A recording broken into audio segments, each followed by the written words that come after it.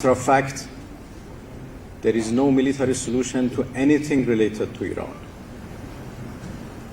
They have tested us times and again. We never bow to any pressure or threat. And we resist against any aggression, against any pressure. We also resist against any sanction.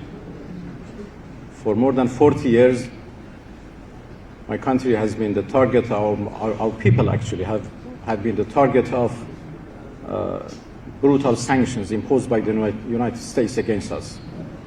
But it didn't change our determination. It didn't change our policies. The Iranian people only answer to the language of respect, as we did in the past. Anytime they approached us with the language of respect, offered diplomacy, offered negotiation, we have reciprocated the same language, and we have answered positively to any diplomatic solution.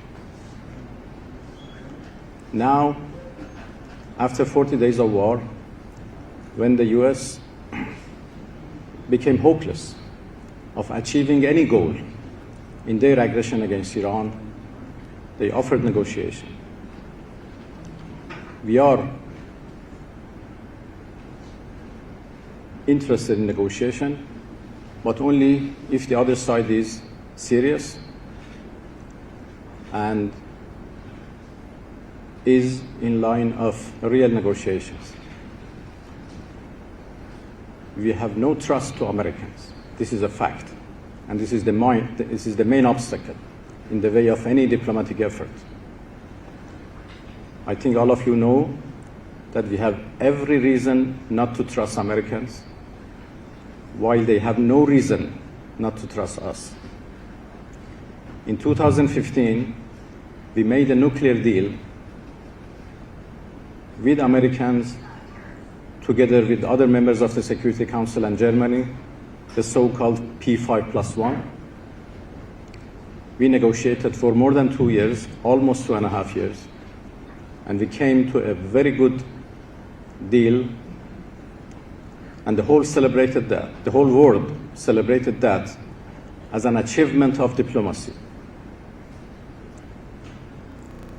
But only 1 year after it was concluded, the new US administration, it was the first term of Trump administration, withdrew from that deal with no justification, with no reason, while Iran was fully committed to all of its obligations in that deal, which is known as JCPOA. And then in 2025, in June, again, we entered into negotiation with them. After 5 rounds of negotiation, they decided to attack us. And we had 12 days of war in last year. This year again, they offered negotiation. And we had 3 rounds of negotiations, first in Muscat and then 2 times in Geneva. The last round was on 26 February, and the Omani foreign minister, my dear friend Badr al-Busaidi, who mediated those negotiations, he posted a tweet and said that we made significant progress. I'm sure you have seen his tweet. And it's interesting that before he posted his tweet, he showed that to both delegations, the Iranian and US delegations. And the US delegation confirmed that, yes, we made significant progress today. And hopefully we can conclude a deal very soon.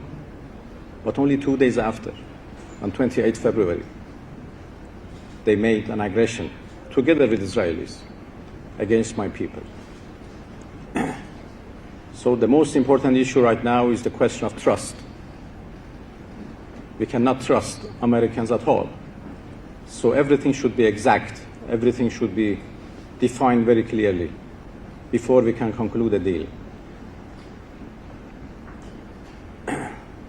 We have resisted in a very brutal war against my people. They couldn't achieve any of their goals. And it is obvious that those things they have not been able to achieve militarily, they cannot achieve on negotiation table unless there is a win-win solution achieved. So the current negotiation is suffering from the lack of trust. It is also suffering from contradictory messages we receive from Americans. Every day is different from the other day, from yesterday. A tweet today is different from yesterday's tweet. Sometimes in one day we receive 2 different messages. And this is the problem. And add to the question of mistrust.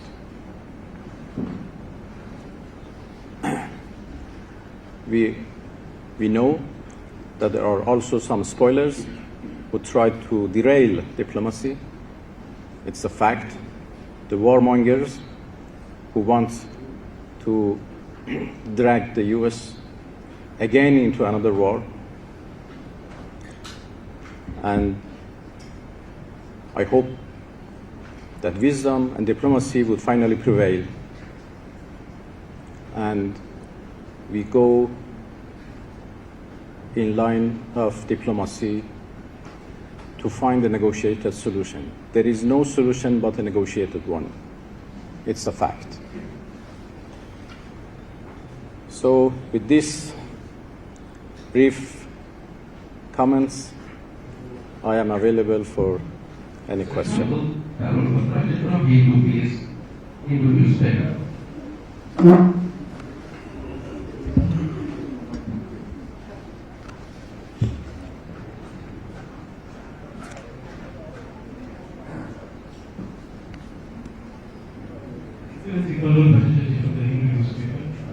do you view India's relationship with the UAE in the current context? The United Arab Emirates. So our relation? India's relation with the United Arab Emirates. So what is the question? How do you view it? Given the fact that very closer. Well, the voice is not very good, so India has relations with so many countries, and this is actually related to India to decide for its relations. What matters for us is good relations which exist between us and India, and as I said, it is rooted in history, and it is rooted in old political, economic, and cultural relations we have always had, and we are determined to continue our good relations with India. Excellency, Jacob from Times Now. My question is, yesterday, President Trump and President XiJinping of China met, and they issued a statement in which the Americans said that both China and America said that Iran cannot possess a nuclear weapon, and that both China and America agreed that the Strait of Hormuz should be open. What do you have to say to that? Well, we share the same opinion. Iran has never wanted nuclear weapon, and we have proved that when we signed the deal in 2015, and we have said times and again that we don't want nuclear weapon, and this is not our policy. We have a peaceful nuclear program, and we have always been ready to make confidence that this program is peaceful and will remain peaceful. On the Strait of Hormuz, this is also our wish, that it would be fully reopened. As far as we are concerned, the Strait of Hormuz is open and all vessels can pass except except the vessels belonged to those countries who are in war with us, who are fighting with us. Those vessels who want to pass should obviously coordinate with our military because of the, mines and, obstacles which exist. So we will guide them to pass, as we have done for a number of Indian vessels, and we help them to pass. The safe passage of all vessels is our policy and in our interest, and we are ready to help those who want to pass safely and securely. This is our policy. At the same time, we have the blockade by the US. We have insecurity in the region because of the US aggression. So obviously the situation is not like the past, but once the aggression is ended, then I'm sure everything would go back to normal. And we make arrangements for the safe passage of all vessels from the Strait of Hormuz, together with Oman. As all of you know, Iran and Oman are two coastal countries in two sides of the Strait of Hormuz. The strait is located in territorial waters of Iran and Oman. There is no international waters in between. So everything should be managed by Iran and Oman, and this is what we are now consulting with each other to make sure that the arrangements, that there would be a good administration in the Strait of Hormuz in the future, which guarantees the safe passage of all vessels. Professor Araghchi, I'm Zahid, I'm from Prestige. My question is about the BRICS joint declaration, in which Israel has been called out about its relations in Gaza and West Bank and its illegal occupation in West Bank. Please don't use microphone, guys. Yeah. Israel has been called out for its aggression in Gaza and its illegal occupation in West Bank. But there's a mention that a member state had a reservation about that matter. Can we know which member state is that? And also, we haven't seen any reference to